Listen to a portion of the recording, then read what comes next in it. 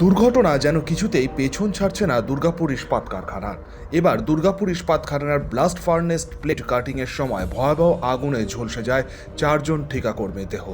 তাদের মধ্যে একজনের নাম রাকেশ গুপ্তা বলেই সূত্রের খবর। এই 4 জন শ্রমিকই প্রতিবেশী রাজ্য ঝাড়খণ্ডের রাঁচির বাসিন্দা বলে জানা গিয়েছে। মাত্র 10 দিন আগে দুর্গাপুর ইস্পাত কারখানায় বড়সড় দুর্ঘটনায় 2 জনের মৃত্যু হয়। আহত 5 জনের মধ্যে 2 জন মারা যায় এবং 3 জন এখনও চিকিৎসাধীন। তার কয়েক ঘন্টার বাদেই রাষ্ট্রায়ত্ত মিশ্র ইস্পাত কারখানায় একজন স্থায়ী শ্রমিক আগুনে ঝলসে যান। এবার আবারও দুর্গাপুর ইস্পাত কারখানায় বড়সড় দুর্ঘটনা, 4 জন ঠিকাকর্মীর দেহ ঝলসে গেল। যদিও এই বিষয়ে মুখে কুলু পেটেছে কারখানা কর্তৃপক্ষ। না স্যার, आप थोड़ा बोल दीजिए স্যার। कल बता देंगे हम, कल कुछ नहीं। আর কতজন আহত কিছু বলবেন? না না কিছু হয়নি। প্রতিদিন এমনি প্রায় হচ্ছে, এটা নিয়ে কিছু বলুন। হাসপাতালে গিয়ে পৌঁছান তৃণমূল নেতা দীপঙ্কর লাহা। প্রায় এটা হ্যাঁ বারংবার যেটা বারবার এরকম ধরনের ঘটনা ঘটছে, যাতে এগুলো না ঘটে। আমরা এর আগেও আপনারা দেখতে পেয়েছেন যে আমাদের জেলা সভাপতি অভিজিৎ ঘটক এসেছিলেন, নরেন্দ্রনাথ চক্রবর্তী এসেছিলেন। হ্যাঁ, রিপিটেডলি আমরা বলছি এবং এটা নিয়ে ম্যানেজমেন্টও চিন্তিত। গত 2 দিন আগে আপনারা দেখেছেন 2 জন ট্রেনির আমরা পার্মানেন্ট চাকরি এবং তাদের ক্ষতিপূরণ, কিন্তু এইগুলো দিয়ে তো কাজ না। মৃত্যুর যেভাবে লেগেছে, কিন্তু আজকের ঘটনা যেটা ঘটেছে সেটা মৃত্যু হবে না, খুব মাইনর লেগেছে। কিন্তু কোথাও কি গাফিলতি আছে প্রশাসনে প্রশাসনের? দেখুন, এটা নিশ্চয়ই করে যদি থাকে, আমরা ম্যানেজমেন্টকে এখনও বলেছি যাতে এরকম ধরনের ঘটনার পুনরাবৃত্তি না হয়। দ্রুত তাদেরকে প্রথমে নিয়ে আসা হয় দুর্গাপুর ইস্পাত হাসপাতালে, পরে তাদেরকে স্থানান্তরিত করা হয় দুর্গাপুরের বিধাননগরের একটি বেসরকারি হাসপাতালে।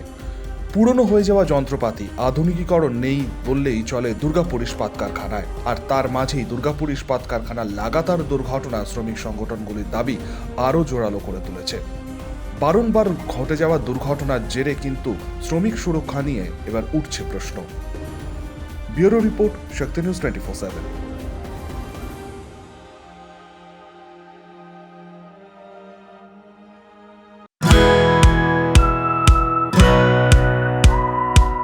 খাই খাই করো কেন এসো বসো আহারে, খাওয়ার আজব খাওয়া ভোজ কয় যাহারে। ভোজন রসিক বাঙালির খাওয়া দাওয়ার সেরা ঠিকানা মানেই Sher e Bengal. Indian, Chinese, south Indian, continental ডিশের হরেক রকম সম্ভার এখন একই ছাদের তলায়। এছাড়াও রয়েছে শের ই বেঙ্গলের স্পেশাল কিছু আইটেম যা একবার মুখে দিলেই ভোলার নয়। ঘরোয়া পরিবেশে হোটেলের আতিথেয়তা আপনাকে মুগ্ধ করবে। রেস্তোরাঁর পাশাপাশি রয়েছে থাকার সুবন্দোবস্ত। সিঙ্গেল বেড থেকে ডাবল বেড, ট্রিপল বেড এবং ডিলাক্স এসি রুম। পাচ্ছেন 24 ঘন্টা পানীয় জল ও বিদ্যুৎ পরিষেবা। রয়েছে লকার, পার্কিং এর সুবন্দোবস্ত। এছাড়াও এসি, গিজার, টিভি, সিকিউরিটি সহ লন্ড্রির সুবিধে।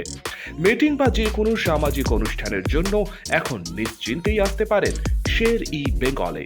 শের e Bengal, JP avenue, Sagarbhanga, SBI ব্যাংকের ঠিক পাশে, দুর্গাপুর 713211। যোগাযোগ নম্বর 9609900511 অথবা 9775555222। শের ই বেঙ্গল, একবার আসলেই বারবার আসতেই হয়। কাজের প্রেশার, চাইছেন একটু রিল্যাক্স। একদিনের উইকেন্ডে শহর থেকে দূরে কোথাও যেতে চাইছেন, কিন্তু যাবেন কোথায় ভেবে উঠতে পারছেন না। চলুন না ঘুরে আসি তারাপীঠ। আর তারাপীঠ মানেই মধু মমতা হোটেল অ্যান্ড রিসর্ট, যেখানে গেলে আপনার মাইন্ড একদম ফ্রেশ। তাজা অক্সিজেন সাথে গ্রাম্য পরিবেশ আপনাকে হাতছানি দেবে। AC deluxe room, swimming pool, gymnasium, indoor games আর সাথে আপনার পছন্দের মতন ডিশ। এছাড়াও যে কোনো সামাজিক অনুষ্ঠানে আজই বুক করতে পারেন মধু মমতা হোটেল অ্যান্ড রিসর্টের ব্যাংকুয়েট হল। রাত জাগা তারাদের সাথে, পরিবার বা বন্ধু বান্ধবের সাথে আপনিও সময় কাটাতে পারেন হোটেলের লনে। তাই ভুলবেন না, তারাপীঠ মানে hotel Madhu Mamata and resort. ঠিকানা hotel Madhu Mamata and resort, Tarapith. Tarapith road, Indian Oil petrol পাম্পের ঠিক বিপরীতেই, তারাপীঠ, বীরভূম। যোগাযোগ নম্বর 9775555599 অথবা 9002410083। বীরভূম মানেই তারাপীঠ, আর তারাপীঠ মানেই মধুমমতা হোটেল অ্যান্ড রিসর্ট।